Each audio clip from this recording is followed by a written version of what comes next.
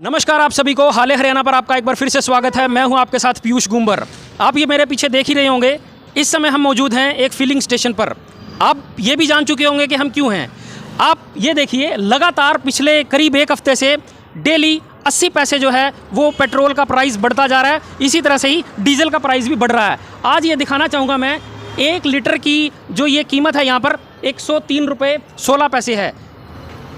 जब दिवाली के आसपास ये कीमतें घटाई गई थी तब भी जो ढोल पीटा गया था, कहीं ना कहीं हम कहेंगे कि कीमतें कम हो गई हैं, दिवाली का एक गिफ्ट दिया गया है। लेकिन जानकारों की माने तो तब भी उनका यही रीज़न था कि इलेक्शन है, इलेक्शन की वजह से ये डिक्रीज़ किया गया है। लेकिन जैसे ही इलेक्शन ख़त्म होंगे, क्योंकि 5 राज्यों में इलेक्शन थे, जैसे इलेक्शन ख़त्म होंगे इसमें इंक्रीज़ ज़रूर होगा। लेकिन इलेक्शन ख़त्म होने के बाद जैसे ही पेट्रोल नहीं बढ़ा तो सत्ता पक्ष के लोगों ने, आप जानते होंगे, सोशल मीडिया पर एक ये ट्रेंड और जारी किया था कि कुछ तथाकथित जो बुद्धिजीवी हैं वो ये सोच रहे हैं कि पेट्रोल बढ़ क्यों नहीं रहा। लेकिन अब ये देखिए, पेट्रोल बढ़ रहा है और जो थोड़ा सा और प्रीमियम क्वालिटी का है उसकी तो कीमत 107 रुपये है। तो अब देखिए, करीब एक हफ्ते में 10% का हाइक, 10% बढ़ जाना, ये कहाँ तक जायज़ है। अब ये देखिए, जब सरकार बननी होती है तो किस तरह के वादे होते हैं, लेकिन जब सरकार बन जाती है और इस तरह की महंगाई बढ़ती है तो बहुत सारी दलीलें दी जाती हैं।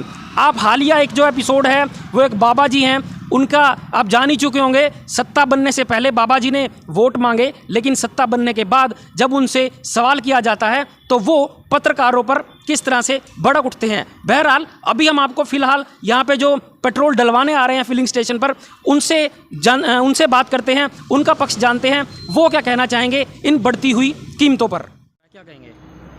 तेल तो बढ़ ही रहा है जी, ज़्यादा बढ़ा दिया एकदम। ऐसा नहीं होना चाहिए था। तो जेब पे पड़ रहा है, बोझ पड़ रहा है। हाँ जी, वैसे भी बहुत महंगाई है। वैसे भी बहुत महंगाई है जी। तो क्या करना चाहिए सरकार को? घटाना चाहिए? घटाना चाहिए जी, घटाना चाहिए। तो ये देखिए, लगातार सबके अपने अपने व्यूज़ हैं।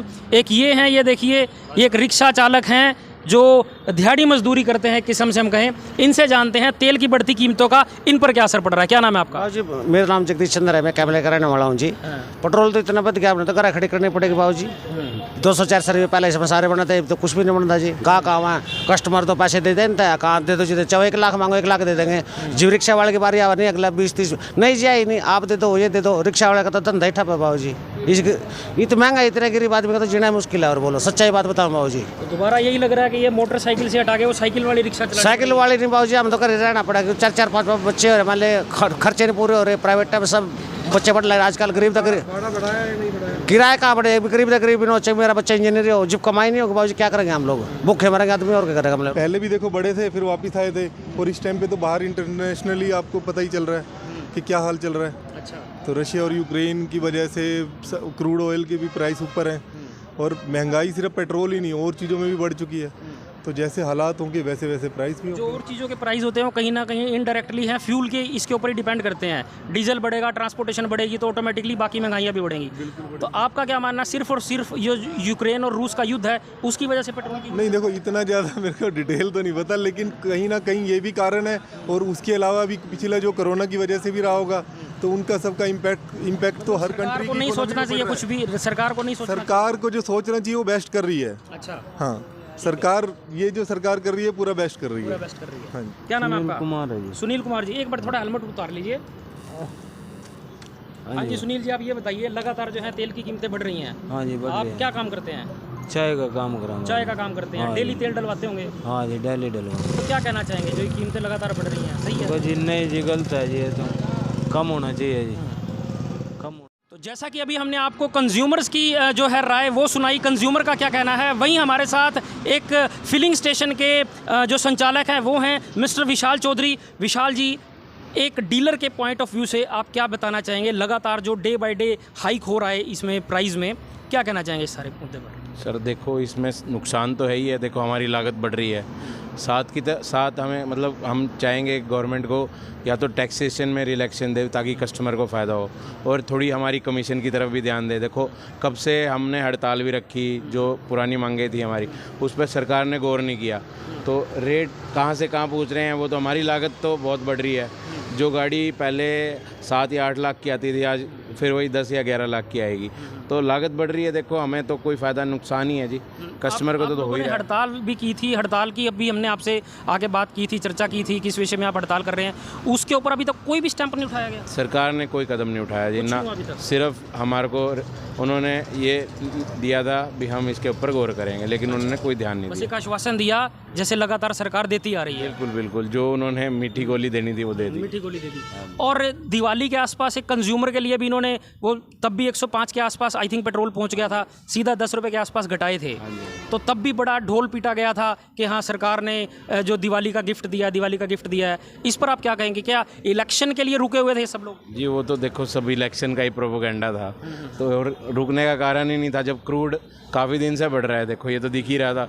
जब वॉर स्टार्ट हुई थी तो वॉर शुरू हुए, उसके बाद ये इलेक्शन 10 तारीख को इलेक्शन ख़त्म होंगी, वो हुई है काउंटिंग, उसके 4 या 5 दिन बाद इन्होंने संकेत दे दिए थे कंपनियों को भी आप बढ़ा सकते हैं। गवर्नमेंट को अब क्या अपील करना चाहेंगे, अपनी तरफ से कुछ कहना चाहेंगे? देखो मैं ये अपील करना चाहूँगा, सबसे पहले तो देखो हमारी कमीशन बढ़ा दें, ऊपर से कस्टमर को रिलैक्सेशन देना है, थोड़ी बहुत ही एक्साइज ड्यूटी कस्टम ड्यूटी घटा दे ताकि कस्टमर को भी बेनिफिट हो।